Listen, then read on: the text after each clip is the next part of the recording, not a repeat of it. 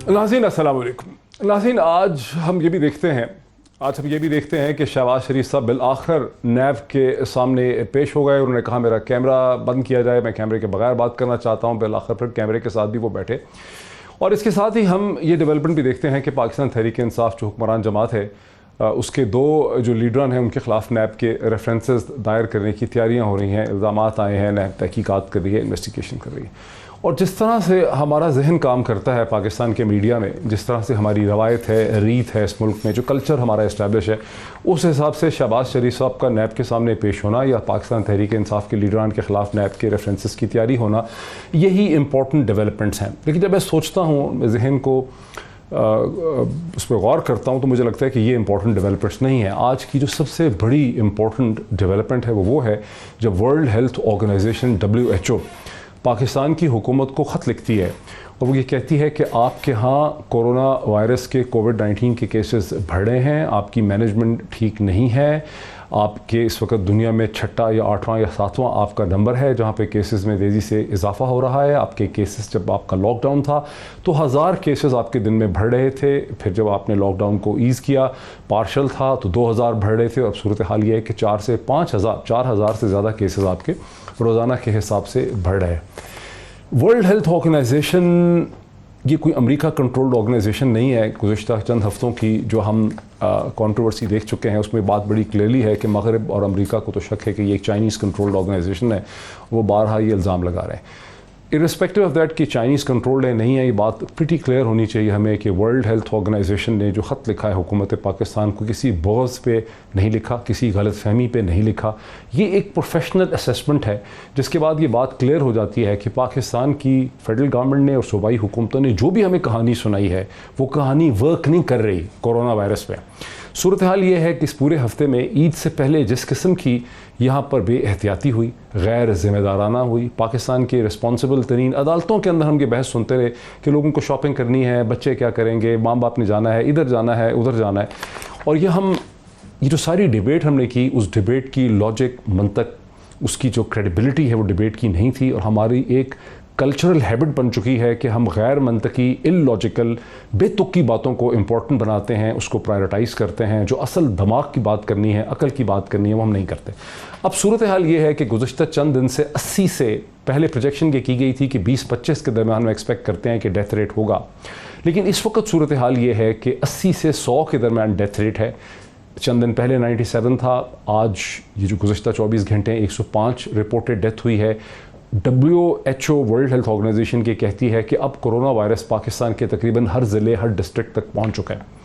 WHO ये demand करती है कि हुकूमत पाकिस्तान के पास कैपेसिटी होनी चाहिए कि 50,000 टेस्ट जो हैं वो डेली हों। अभी तक हुकूमत पाकिस्तान 20 और 25,000 के दरमियान उसकी टेस्टिंग एबिलिटी हुई है। हालांकि तकरीबन 3 माह से शोर मचाया जा रहा है, हम ये ला रहे हैं, हम वो कर रहे हैं, हम ये किट कर रहे हैं, हमने ये कर लिया, हमने वो कर लिया। हम देखते हैं कि इस मुल्क में रोज़ जो है वो 3-3 प्रेस कॉन्फ्रेंसेस और 30-30 प्रेस रिलीजेस की जाती हैं, 2-2 घंटे डायरेक्ट होते हैं। यानी वो उसमें तो सारा जोर है, लेकिन ग्राउंड रियलिटी जो है वो बिल्कुल भी मुताबिकत नहीं रखती। ग्राउंड रियलिटी हुकूमत के, फेडरल गवर्नमेंट के या प्रोविंशियल गवर्नमेंट के जो क्लेम्स हैं उनको बिल्कुल भी सपोर्ट करते हमें नज़र नहीं आती। वर्ल्ड हेल्थ ऑर्गेनाइजेशन ने यह भी कहा है कि पाकिस्तान के पास इफेक्टिवली शायद 750 के करीब वेंटिलेटर है। हुकूमत हमें बता रही है कि 1300 से 1400 के दरमियान हमारे पास इफेक्टिव वेंटिलेटर हैं। हम हफ्तों से सुन रहे हैं कि वेंटिलेटर आ रहे हैं, ये हो रहा है, वो हो रहा है, बड़ी सख्ती करेंगे।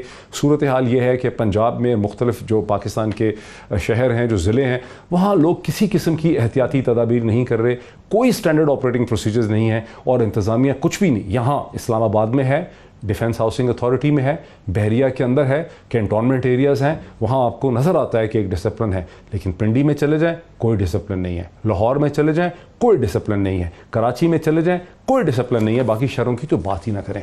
मेरे साथ एक बहुत ही इंटेलिजेंट पैनल है, यहीं से मैं डिस्कशन का आगाज़ करूँगा। Well spoken, well articulated panel है। मैंने उनके सामने अपना मुकदमा जो है, मुद्दा मैंने रख दिया है। मुझे ज्वाइन कर रहे हैं मोहम्मद वालिक साहब, मेरे साथ फ़ोन पे हैं, पाकिस्तान के प्रोमिनेंट टेलीविज़न एंकर पर्सन हैं, कमेंटेटर हैं, लिखते हैं, वेरी प्रोमिनेंट पर्सनैलिटी। मेरे साथ हैं इस वक्त शाइस्ता परवेज़ मलिक साहिबा, सीनियर रहनुमा हैं मुस्लिम लीग की, वीडियो लिंक से मेरे साथ हैं। सदाकत अली अब्बासी साहब रहनुमा हैं तहरीक इंसाफ के, DSNG पे मेरे साथ हैं। सईद काजी साहब पाकिस्तान के प्रोमिनेंट पॉलिटिकल एनालिस्ट हैं, मेरे साथ वीडियो लिंक पे हैं। Very warm welcome to all my guest. Mohammad Malik, मैं आपसे अगर बात का आगाज़ करूँ, हमने मिनहासुल कौम अपने आप को फेल कर दिया है। हम कभी कुछ बात करते रहे, कभी कुछ बात करते रहे। ईद से पहले हमें लग रहा था कि सबसे जो इम्पोर्टेंट ओकेजन है पाकिस्तान के लोगों की ज़िंदगी में ईद है, नए कपड़े ख़रीदने हैं, बाज़ार का खुलना जो है वो सबसे इम्पोर्टेंट है, और हमने एक डिज़ास्टर क्रिएट कर दिया। क्या कहेंगे आप? देखिए, मुझे तो इसमें कोई सरप्राइज होने वाली, कोई अचंभे की बात नहीं लगी, क्योंकि हम सब कुछ हैं, हम डिसिप्लिन नहीं हैं। हम चाइना नहीं हैं, या हम अगर चाइना चले आप कह लें ऑटोक्रेटिक मुल्क है, बहुत ज़्यादा वहाँ सख्ती है। यूरोप में भी डिसिप्लिन वगैरह बहुत है इन चीज़ों का, जो सिविलाइज सोसाइटीज़ हैं। हम सख्ती के बगैर समझते नहीं हैं अनफॉर्चुनेटली। और जब अगर आप सारी चीज़ छोड़ देंगे पब्लिक के ऊपर, तो हमारे लोगों की माशी मुश्किलात इतनी है, दूसरी हमारी इतनी है कि हम बड़ी शॉर्ट टर्म सोचते हैं। एज हमारे मुल्क में देखिए, इवन जो आपके एक्सपर्ट्स बैठे होते हैं, हमारे पॉलिसी के मामले में हमारा फेलियर है निज़ाम का। हमारे जो सो कॉल प्रोफेशनल्स हैं, पॉलिसी मेकर्स हैं, आपने कभी उनसे मीडियम या लॉन्ग टर्म पॉलिसी देखी है? नहीं देखी। आपने इवेंट बेस्ड रिएक्शंस देखते हैं। आप ये हो गया, ओह अब ये कर लें, ये हो गया, चलें जी अब ये कर लें। We never respond, we react. अब सारी जिम्मेदारी डाल दी जाए आम लोगों के ऊपर। भाई आम लोग तो यहाँ इशारे पे नहीं रुकता यार, जहाँ पे पुलिस वाला ना खड़ा हुआ रेड लाइट पर नहीं रुकता। लाहौर में आप गाड़ी इशारे पे रोक ले तो 50% आपका एक्सीडेंट इस बात पे हो सकता है कि आपने इशारे के मुताबिक गाड़ी रोक ली। ये इस किस्म का हमारा निजाम बन गया है। यहाँ पे जब तक कॉन्सिक्वेंसेस नहीं होंगे, जब तक इम्प्लीमेंटेशन हुकूमत नहीं करेगी, ये जो आपके स्टैंडर्ड ऑपरेटिंग प्रोसीजर्स हैं, चाहे वो मार्केटें हों या आम आदमी हो, कुछ नहीं होगा। गवर्नमेंट ने बड़ा कम्युनिकली क्या किया है, गवर्नमेंट ने काम पकड़ लिया है। कभी प्रोविंशियल मिनिस्टर्स बैठ जाते हैं, फेडरल गवर्नमेंट आती है, वो अनाउंस कर देते हैं ये हफ्ता बड़ा खतरनाक है, ये महीना बड़ा खतरनाक है। यार don't give us the obvious. हमें भी पता है हफ्ता बड़ा खतरनाक है, हमें भी पता है कि महीना खतरनाक है। आप बताएं कि स्टेट की रिट क्या है। पेट्रोल देख लें अभी आप। मैं अभी मोहित मोटरवे पे हूँ, मैं वहाँ रुका सियाल में, तो वहाँ लड़का आया, उसने मेरे से आके बात की। उसने कहा जी यहाँ पे 148 से 150 रुपए का लीटर, आप टीवी वाले हैं, टीवी पे बात करें, हमें यहाँ पे जॉन सा है ना अभी भी पेट्रोल नहीं मिल रहा। हुकूमत एक दफा अनाउंस करती है कि हमने पेट्रोल की कीमतें गिरा दी हैं। सिंपल जो स्टैटिक अड्डे हैं पेट्रोल के, देखें ये तो मूविंग लोग हैं ना। अभी गाहक आए, मार्केट में आए, आप और मैं घर चले गए, ओ जी हमें कौन समझाए, हमें पुलिस पकड़ नहीं सकती। जो फिक्स्ड प्लेसेस ऑफ बिजनेस हैं, अगर आप वहां से पेट्रोल नहीं बिकवा सकते, लोगों को मिलवा सकते, और वहां पे आप ये नहीं इंश्योर कर सकते कि जिन कंपनीज को आपने पेट्रोल दिया हुआ है वो पेट्रोल बेच क्यों नहीं रही, अगर वहां पे गवर्नमेंट अपनी रेट नहीं लगा सकती, जो फिक्स्ड एसेट है, जो अड्डा अथैया जिसको कहते हैं, जिसने कहीं नहीं जाना, जिसकी मॉनिटरिंग हो सकती है, वहां नहीं अगर हो रहा, तो मूविंग पॉपुलेशन पे क्या करेंगे?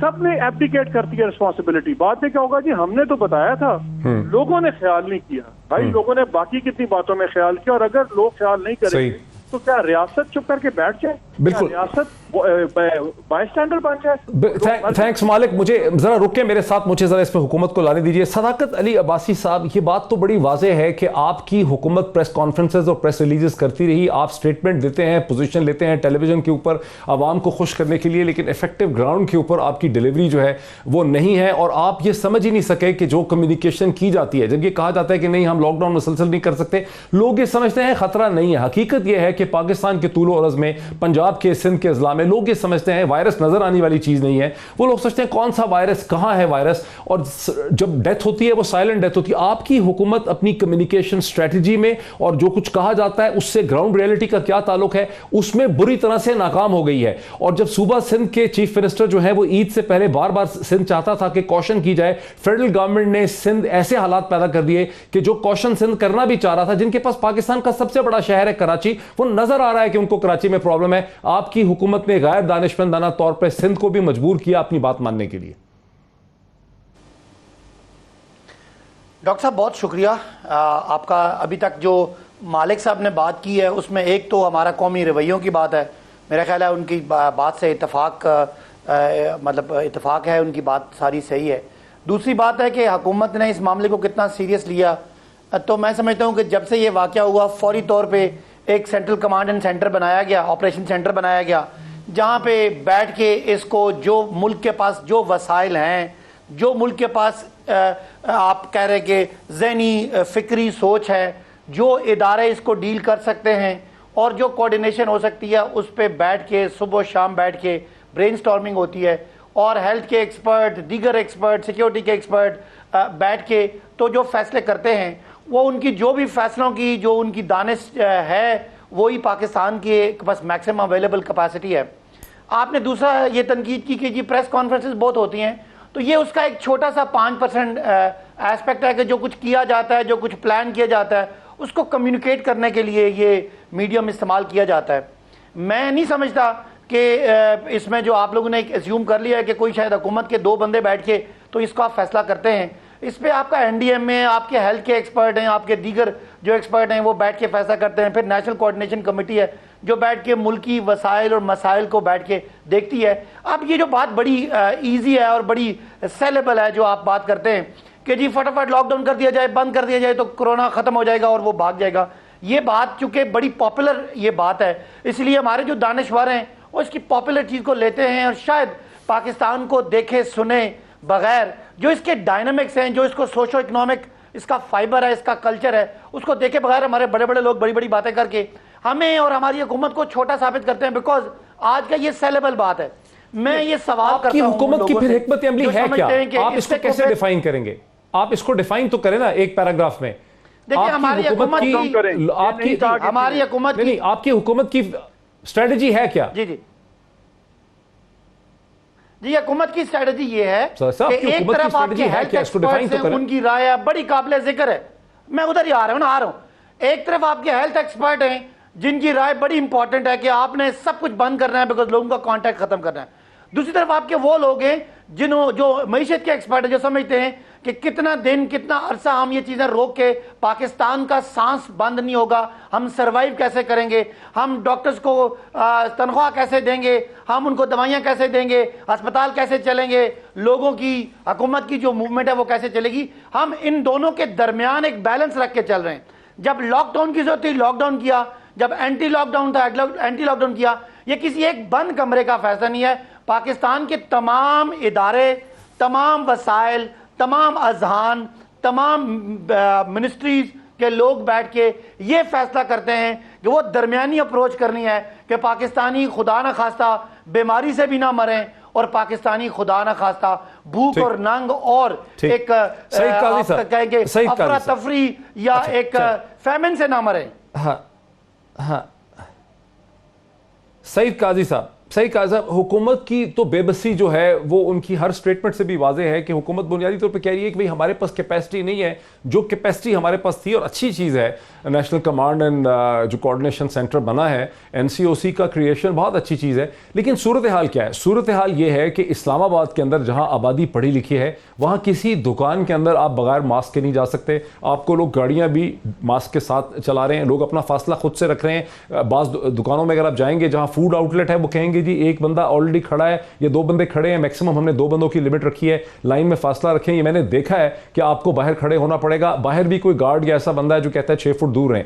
लेकिन पिंडी में ये नहीं हो रहा, बाकी जगहों पे ये नहीं हो रहा, लाहौर में ये नहीं हो रहा, कराची में ये नहीं हो रहा। तो क्लियरली आपको पता है कि पाकिस्तान की जो एडमिनिस्ट्रेटिव कैपेसिटी है वो थी नहीं इसको इंप्लीमेंट करने की। अब आपने अगर जो कम्युनिकेशन स्ट्रेटजी बनानी है वो फिर अपने जिसे कहते हैं ना कि कंबल के हिसाब से आपने अपना काटना है, कपड़े को देख के आपने अपनी चादर जो है वो काटनी है। तो आपको बेसिकली अपनी एडमिनिस्ट्रेटिव कैपेसिटी के हिसाब से अपनी कम्युनिकेशन स्ट्रेटजी करनी थी। हुकूमत की कम्युनिकेशन स्ट्रेटजी में और उसकी एडमिनिस्ट्रेटिव कैपेसिटी के दरमियान में बड़ा वाज़ेह फर्क है। क्या कहेंगे आप?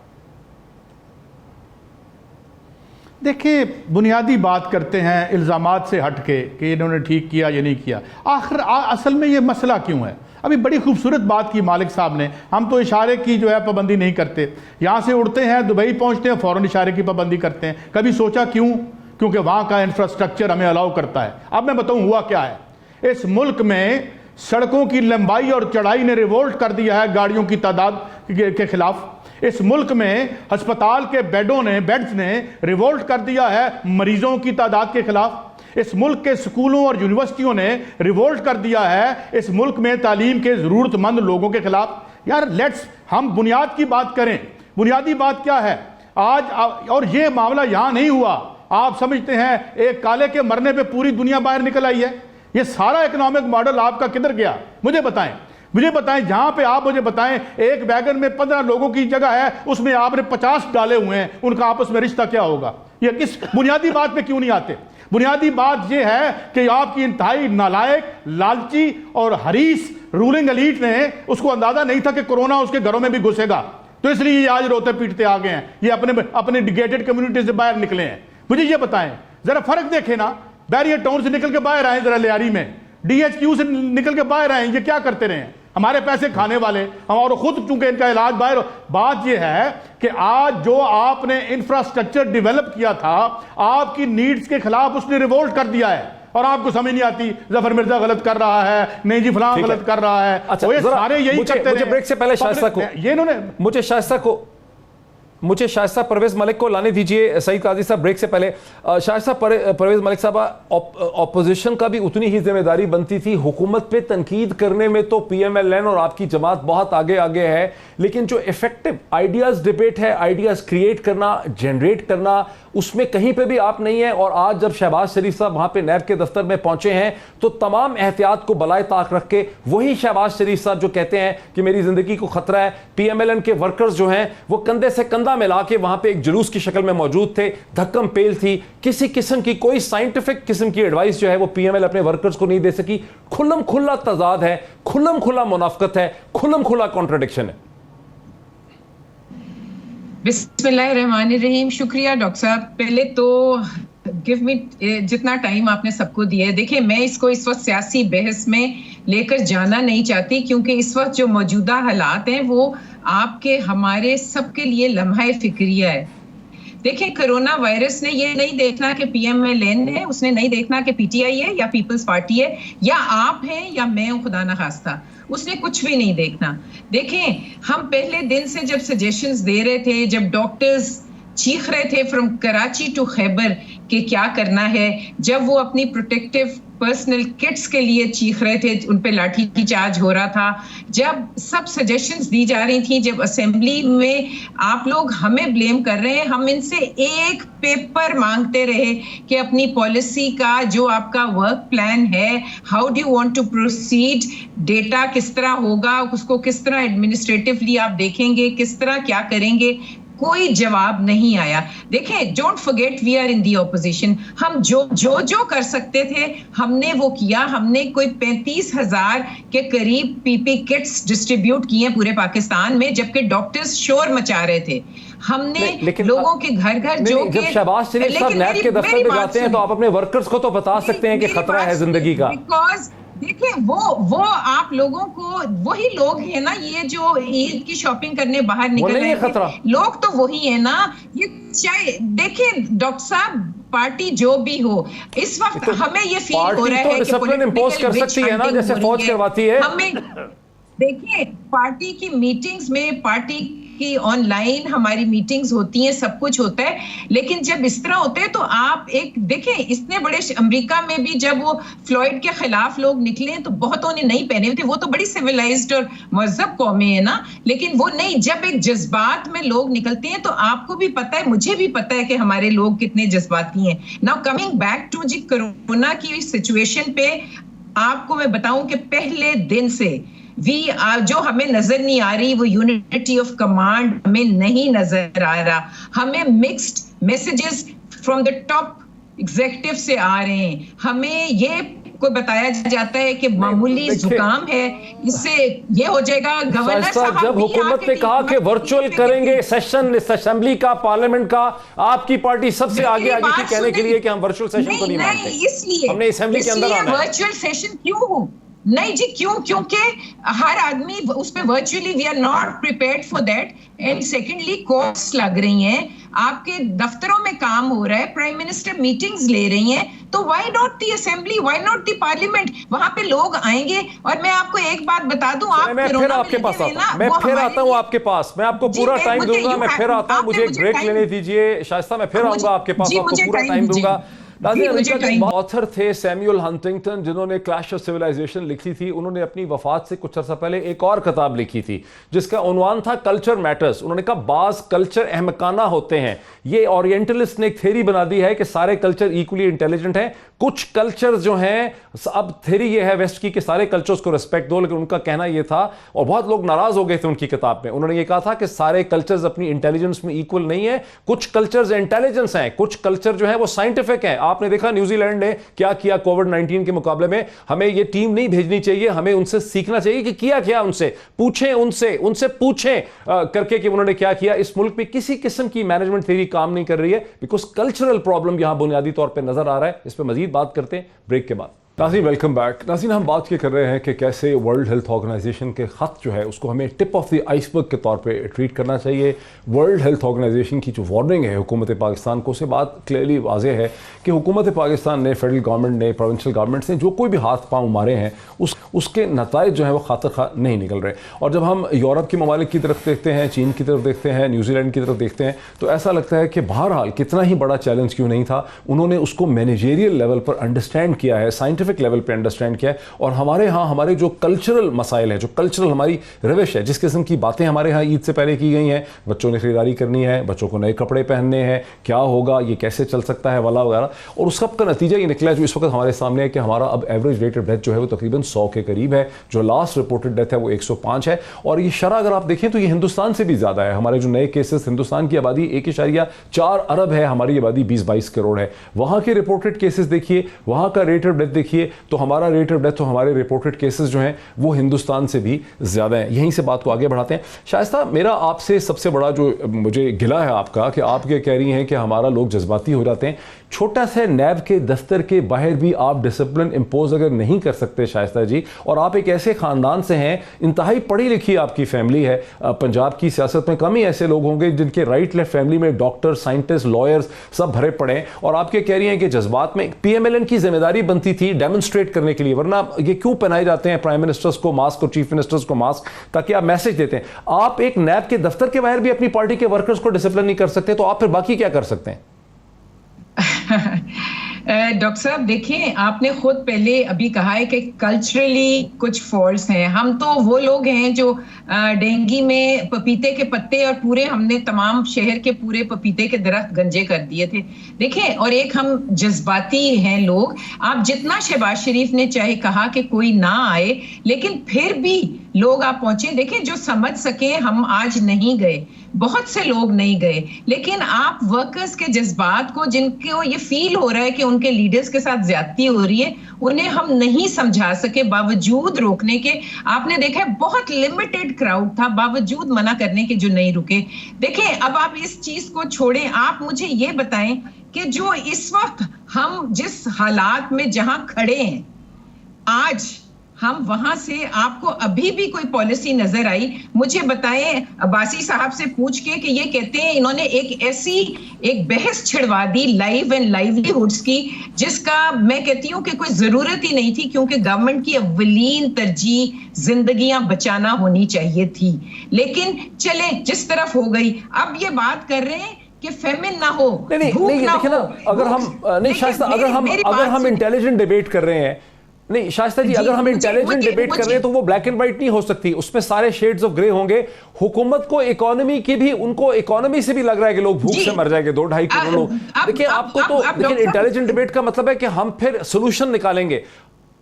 डॉक्टर साहब, मुझे मेरा एक मिनट, अगर इनको इतनी माशी उसकी फिक्र है, तो आपको पता है way we are heading towards food security में। आपको ये पता है कि पहला जो अटैक टिड्डी दल का हुआ, उसकी वार्निंग एग्रीकल्चर डिपार्टमेंट ने फेडरेशन को अक्टूबर में दे दी थी, और उसके लिए आज तक कुछ अब हुआ है, अब इकदाम। और अब आपको पता है बलूचिस्तान से एक ताजा नया हमला हो चुका है टिड्डी दल का।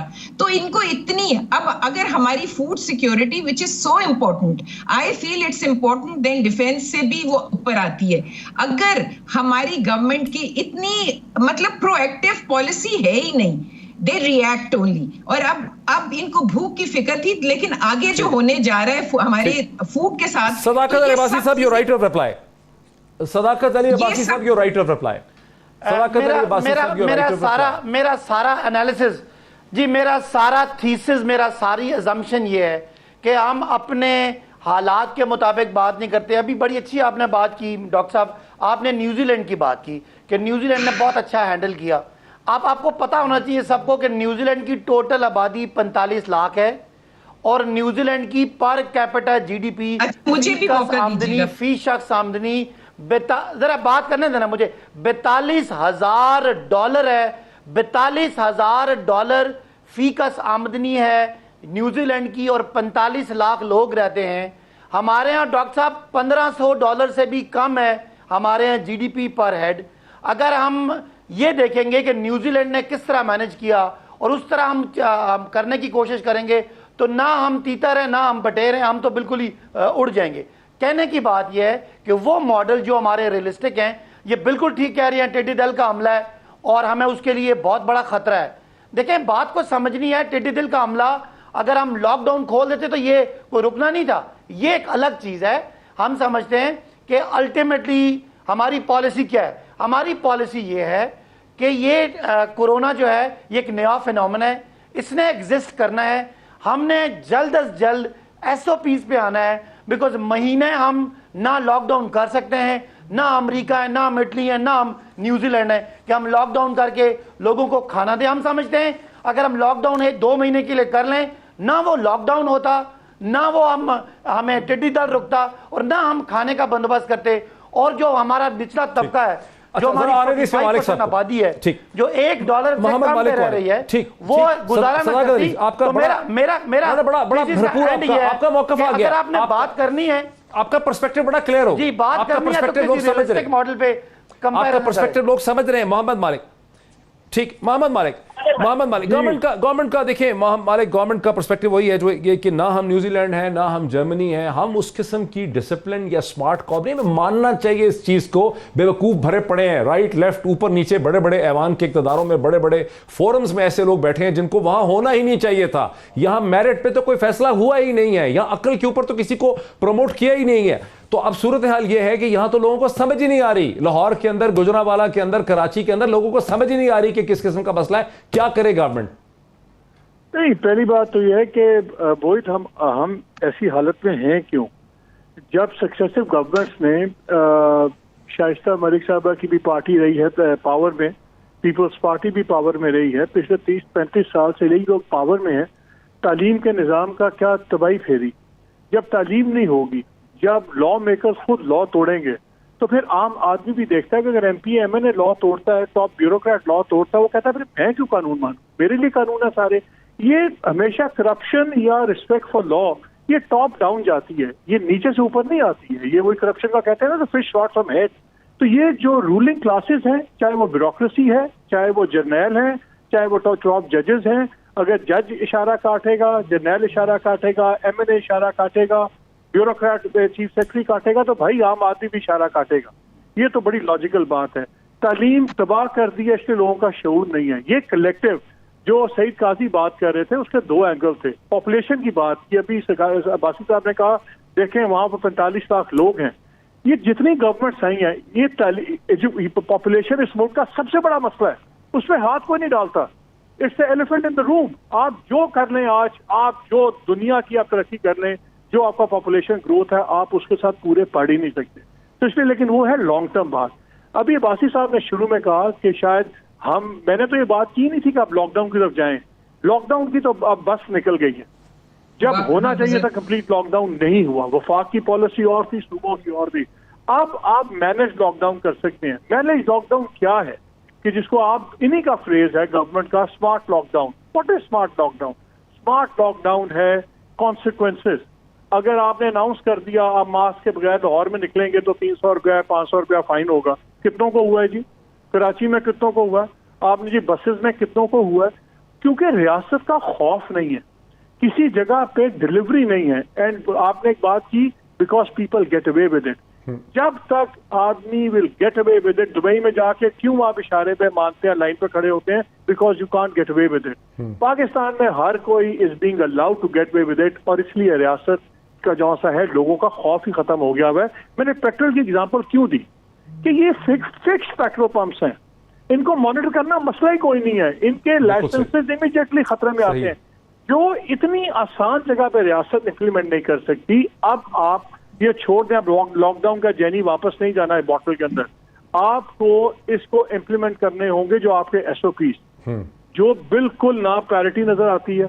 अभी आप प्रेस कॉन्फ्रेंस देख लें, चाहे वो उस दिन मैं देख रहा था मिनिस्टर साहब कर रहे थे 2, फिर मैंने अपोजिशन की देखी अपने एहसन इकबाल साहब की, हर एक के पीछे हर कोई फोटो दिखाने के लिए 20-20 बंदे एक दूसरे पर चढ़े होते हैं। आप बात कर रहे थे नैब के दफ्तर के बाद, आप प्रेस कॉन्फ्रेंस में जो के पीछे खड़े होते हैं 10 बंदे, उसको नहीं ये एक ऑप्टिक बनाते थी कि इनको जरा पीछे खड़ा कर दें। चले वहां तो मैं शाइस्ता हमारी बहुत ही ज्यादा रिस्पेक्टर लाइक एनीथिंग, वो बिल्कुल ठीक कहती हैं, बड़ी जज्बाती कौम है।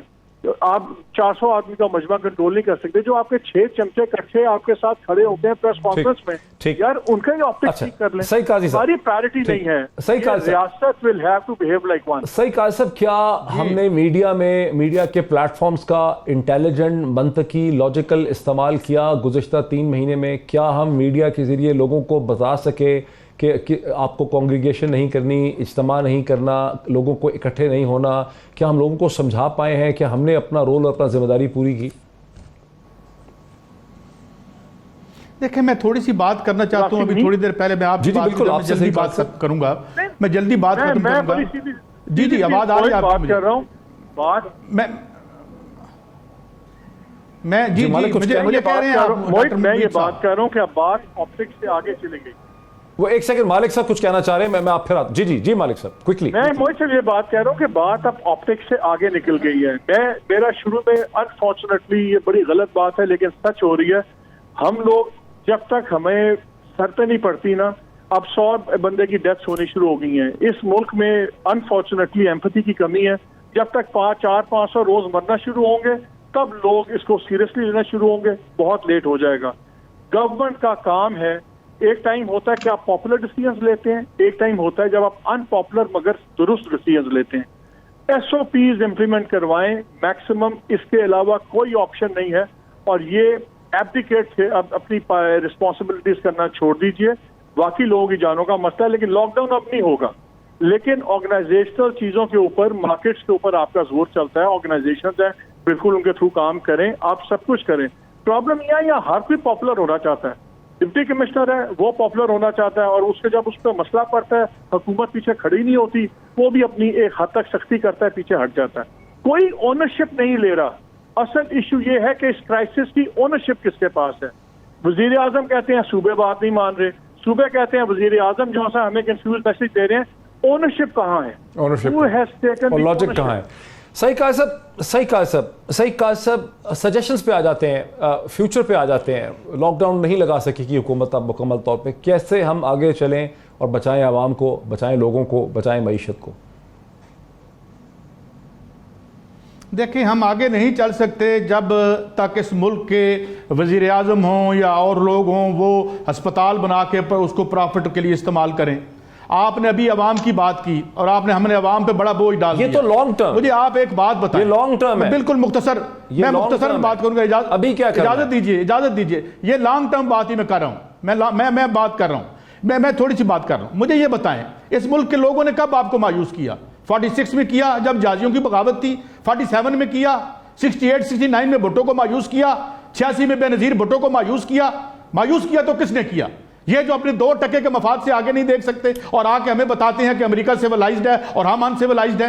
अरे भाई, अगर आप 40,000 रुपए है फी का सामदनी, तो जरा जरदारी साहब की, नवाज शरीफ साहब की फी का सामदनी निकालें और आम आदमी की फी का सामदनी निकालें। यार, हम कारोबार और धंधा समझ के इसको करते रहे और अब भी कर रहे हैं। इनका मकसद इस मुल्क को रियासत चलाना है या अपने बिजनेस चलाना है? मुझे ये बताएं। यहां पे देखे ना, हम अवाम क्या करे बेचारी, वो तो खुद अपनी जिंदगियां खुद बर्बाद है। मुझे बताएं, आप कहते हैं 400 बंदे मरेंगे तो ठीक होगा, और 4,10,000 बच्चा आपने मार दिया ट्रीटेबल डिजीज से। यूनिसेफ कह रहा है कि वो हुई, इन्होंने मारा, इनके हाथ में हमारा खून है। ये जब हमारा बजट बनाते हैं, मैंने एक MNA साहब से पूछा एक टीवी के शो में, मैंने कहा जब आप एक बजट जो है अप्रूव करती हैं उसका क्या मतलब है? उसने कहा बजट अप्रूव हो जाता है। मैं कहा नहीं, उस दिन बच्चों की, हमारी बच्चियों, माओ बहनों की जिंदगियां और फेट सील हो जाती है। उस दिन आप फैसला कर देते हैं कितने बच्चे दवाइयों के बगैर मरेंगे। ये सागदार, ये ब्रेक हफीज लेने शेख, ये जारे, ये हमारे बजट बनाते रहे, ये हमारे लिए इंफ्रास्ट्रक्चर बनाते रहे। क्या है, जैसे निकल नहीं रहा कि हुकूमत मुकम्मल लॉकडाउन लगाएगी, तो फिर करना क्या है, SOPs को कैसे इम्पोज करना है, कैसे सियासी जमातें, ऑपोजिशन की जमातें, प्रोविंशियल गवर्नमेंट्स और मीडिया मिलके एक एहसास पैदा कर सकते हैं कि बचाने के अवाम अपने आप को किस तरह से बचा सकते हैं। आफ्टर द ब्रेक नाज़रीन, वेलकम बैक। वक्फे से पहले मोहम्मद मालिक साहब का कहना था कि अब हुकूमत के लिए दोबारा से लॉकडाउन इम्पोज करना कोई प्रैक्टिकल ऑप्शन नहीं रही है। दूसरी तरफ ये भी एक हकीकत है कि वर्ल्ड हेल्थ ऑर्गेनाइजेशन के ख़त के बाद ये बात हमें वाज़ेह हो जानी चाहिए, हमें किसी गलतफहमी में नहीं रहना चाहिए कि अब तक की जो स्ट्रेटजी है वो कुछ भी थी, उसके कोई रिजल्ट बहुत खातिर खा नहीं निकल रहे हैं और हम एक गलत डायरेक्शन में जा रहे हैं। हम क्या कर सकते हैं, हमें क्या करना चाहिए, मैं अपने तमाम पार्टिसिपेंट से इस पर सजेशन ले लेता हूँ। हुकूमत को क्रिटिसाइज़ किए बगैर शाइस्ता परवेज़ मालिक साहबा, आप क्या बताएंगी, क्या करना चाहिए? देखें, सबसे पहले तो डॉक्टर साहब, we must now seriously declare a national health emergency in the country, ताकि लोगों को एहसास हो कि there is an very big issue. सेकेंडली, देखें, जैसे सब कह रहे हैं, आई ऑल्सो अग्री फुली कि लॉकडाउन का तो अब सवाल ही पैदा नहीं होता, क्योंकि लॉकडाउन जिस तरह के हम गुजर चुके हैं, अब इसको कंटेन करना है। कंटेनमेंट किस तरह होगी कि हम एरिया वाइज देखें कि कहाँ ज्यादा है, कहाँ किस तरह, उनको कंप्लीटली लॉकडाउन करके उधर ट्रीटमेंट या जो कर सकते हैं वो करें। And secondly, thirdly, we need to do a very very aggressive awareness campaign. और देखें, एक बात मैं फिर कहूंगी, ये मैं सियासी नहीं कह रही, बल्कि डॉक्टर साहब मैं आपको seriously I believe into it कि देखें, जब APS का मामला हुआ था उस वक्त भी तमाम पॉलिटिकल पार्टीज को जब तक आप एक जगह नहीं बिठाएंगे और सोलो फ्लाइट लेनी बंद नहीं करेंगे, देखें, पॉलिटिकल लोगों को बिठाएं, हर एक की फॉलोइंग है, उनके साथ बैठें, डिस्कस करें, उनको ओनरशिप दें, ओनरशिप लें और ओनरशिप दें भी, और अपने अपने लेवल पे सब फील्ड में निकलें। और खुदारा एक सजेशन है कि जो लोकल बॉडीज पंजाब में आपने प्री मैच्योर टर्मिनेट की हुई हैं, वो लोग गलियों मोहल्लों के हैं, उनको आपको रिस्टोर करें, उनको, वो मुअज़्ज़िज़ीन हैं, उनकी लोग बात सुनते हैं, उनका असर और रसूख है इलाकों में, उनको अपने साथ शामिल करें और सब मिलकर, we have plenty of time to fight and play meetings and play press conferences and सियासत करने का टाइम बहुत है। इस वक्त बहुत बड़ी इमरजेंसी है और हुकूमत को सीरियस होना पड़ेगा, क्योंकि इस सारे टेन्योर में डॉक्टर साहब 4 सेक्रेटरी हेल्थ फेडरल लेवल पे चेंज हो चुके हैं, तो खुदारा।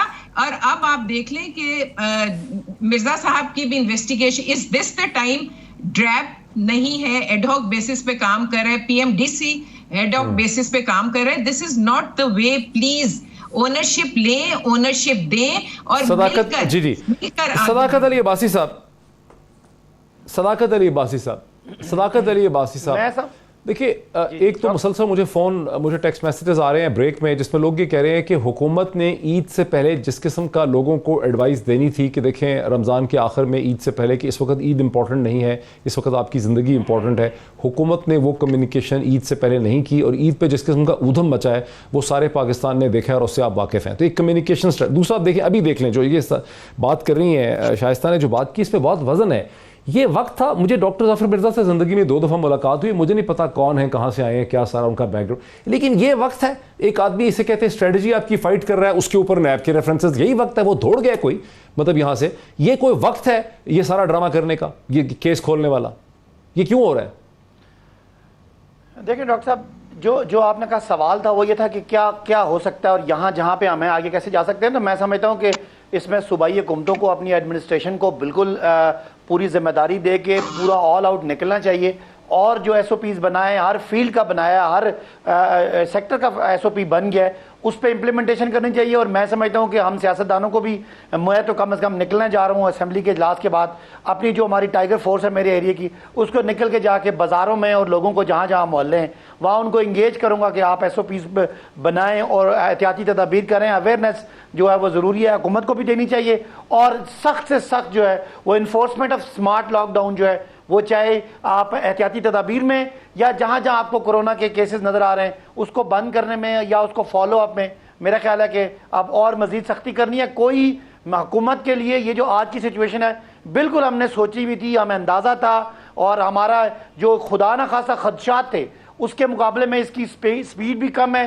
और मतलब अल्लाह का कुछ हद तक शुक्र है कि जो अमवात हैं वो निस्बतन कम है। हम समझते हैं कि चीज़ों को अगर इस तरह किया जाए, इंतज़ामिया अपनी जिम्मेदारी पूरी करे, तो हम इंशाल्लाह इसके साथ रहना सीखेंगे। और जब इसकी पीक जाती है, इसकी स्पाइक जाती है, तो चीज़ें इंशाल्लाह नॉर्मल आ जाएंगी। मोहम्मद मालिक, बुनियादी स्टेप क्या उठाना है? सबसे इंपॉर्टेंट चीज़ क्या करनी है हुकूमत को? जी जी प्लीज सर, आने दें इनको जरा, ठहरें। जी जी जी जी जी सईद काजी साहब क्विकली, फिर मैं मालिक साहब की तरफ। मैं दो तजवीज़ें देना चाहता हूँ। दो तजवीज़ें, जितनी सक्सेस स्टोरीज हैं, केरला की सक्सेस स्टोरी को पढ़ें। अभी अरविंद केजरीवाल ने क्या किया है, एक ऐप बना दी है। तमाम प्राइवेट, और मेरी बहन ने ठीक कहा है, इमरजेंसी लगाओ। इमरजेंसी का मतलब क्या है? Take over all the private hospitals the way America did it, the way Spain did it. और कैसे उन्होंने ठीक किया? केजरीवाल ने एक ऐप बनाई है। उस ऐप में जो आदमी जहां बैठा हुआ है, उसे सिम्टम आते हैं, वो क्लिक करता है, उसे पता चलता है कि उसके पास 1.5 किलोमीटर के फासले पर एक अस्पताल है, भले वो प्राइवेट है भले वो नहीं है, वहां जाकर वो अपना इलाज करवा सकता है। क्यूबा का मॉडल देखें, 82 बंदे मरे हैं अभी तक, और $970 लगाता है। अमेरिका का बुरकस निकल गया, आज भी 1500 बंदा डेली मरता है, 3500 तक मर रहा था। $12,700 $11,700 खर्च कर रहा था अमेरिका, जो सारी इंश्योरेंस कंपनियां और ये दो नंबर फार्मास्यूटिकल खा रही थी। आज जो है, आज ये क्या कर रहे हैं? आज ये पैसे कमा रहे हैं, इसमें से 2 नंबर बना के। इनके लिए तो अल्लाह की रहमत आ गई है, कोरोना आया है, जिस दिन से ये मास्क 2 नंबर बेच रहे हैं, और ये जिस दिन से जो है ये बिल्कुल सही है, बिल्कुल सही है। और देखिए वहां उन्होंने कैसे मालिक साहब की तरफ आने दीजिए, फिर मैं वाइंड अप करना चाह रहा हूं। बिल्कुल डॉक्टर साहब वियतनाम का भी मिसाल सामने है। बाज़ एरियाज ने मोहित वेरी क्विकली। हाँ ये मालिक, मैं आपकी तरफ ही आ रहा हूँ। देखिए कुछ कंट्रीज ने, अमेरिका ने नहीं, लेकिन क्यूबा ने, जर्मनी ने, न्यूजीलैंड ने, चाइना ने बहुत बेहतर मैनेजमेंट करके दिखाया है। वियतनाम का भी वो कह रही है। मालिक क्या करना होगा अब? आप देखिए, ईद में अभी तक ये अर्बन एरियाज की बीमारी थी, क्योंकि पॉपुलेशन डेंसिटी अर्बन एरियाज में बहुत ज्यादा होती है। राइट। ईद में आपने लोगों को देहात में पब्लिक ट्रांसपोर्ट खोल के पहुंचा दिया, देहात में ही पहुंच गई। पहला स्टेप तो ये है, आपको लोकल गवर्नमेंट्स फौरी तौर पे रिवाइव करें, ताकि ग्रास रूट लेवल पे ऑर्गेनाइज तरीके से डिलीवरी हो, पैगाम की भी और जो आपके एसओपीज हैं उनकी इम्प्लीमेंटेशन की। लोकल गवर्नमेंट्स आपको इमीडिएटली रिवाइव करनी चाहिए, चाहे 6 माह के लिए कर दें यार, ये कोरोना का आपको करना है, रहना है। खुद प्राइम मिनिस्टर कहते हैं कि we have to live with it. Second, अभी नेशनल असेंबली का आपका इजलास भी चल रहा है, इनका बाकी छोड़ें, एक मिसाल के कोरोना ही कर लें। एक national action plan national assembly में टेबल करें, उसको सारे अप्रूव करें, ताकि ओनरशिप आए। ये कोई कहता है जी वहाँ एनओसी की मीटिंग में ये हुआ, बाद में आके सिर्फ चीफ मिनिस्टर ने ये कह दिया, छोड़े सबको। नेशनल एक्शन प्लान आप लेके आए थे वॉर ऑन टेरर पे भी, जिसपे सारी जमातों ने साइन किए थे। आप नेशनल एक्शन प्लान लाएं ताकि एसओपीज, कॉमन एसओपीज होंगे, सारे ओनरशिप लें। असल इश्यू है मोहित ओनरशिप का। टॉप लेवल पे ओनरशिप नहीं है, ग्राउंड लेवल पे कैपेसिटी नहीं है। कैपेसिटी आपको देगा लोकल गवर्नमेंट का निजाम। लोग जानते हैं कि वार्ड को, मोहल्ले को, सब कुछ लोकल इन्फ्लुएंस है, सारा कुछ है। इस वक्त छोड़ दें सियासत को। आपके लोकल गवर्नमेंट की सियासत आज से साल बाद भी हो जाएगी। Local government must be revive और नेशनल लेवल के ऊपर पॉलिसी डिसीजन ले, नेशनल एक्शन प्लान बनाएं। आप देखिए, बहुत शुक्रिया मालिक, मेरा वक्त खत्म हो गया। सदाकत आहिस्ता का, मोहम्मद मालिक का, सईद काजी साहब का बहुत शुक्रिया। नाज़रीन, मैंने कोशिश की कि हम एक इन्फॉर्मेटिव डिस्कशन कर सकें। इस वक्त पाकिस्तान का जो सबसे बड़ा इशू है वो कोई नैब का इशू नहीं है, करप्शन का इशू नहीं है। इस वक्त का इशू ये है कि आपने अपनी पॉपुलेशन को कैसे बचाना है। हुकूमत से यकीनी तौर पर बहुत सी सीरीज ऑफ मिस्टेक्स हुई हैं इशू को समझने में, कंसेप्चुलाइज करने में, कम्युनिकेशन करने में, और उसका रिजल्ट हमारे सामने है कि जहां वो ममालिक जहां पे फॉर वेरियस रीजंस उसका रेट ज्यादा था, उन्होंने तो कंट्रोल पा लिया है और पाकिस्तान में उसका ग्राफ जो है वो बहुत तेजी से ऊपर जा रहा है और सिस्टम की कैपेसिटी नहीं है। वक्त है कि हम माइंड्स को फोकस कर सकें। उम्मीद है आज इतना ही, फिर आपसे मुलाकात होती है। बहुत शुक्रिया।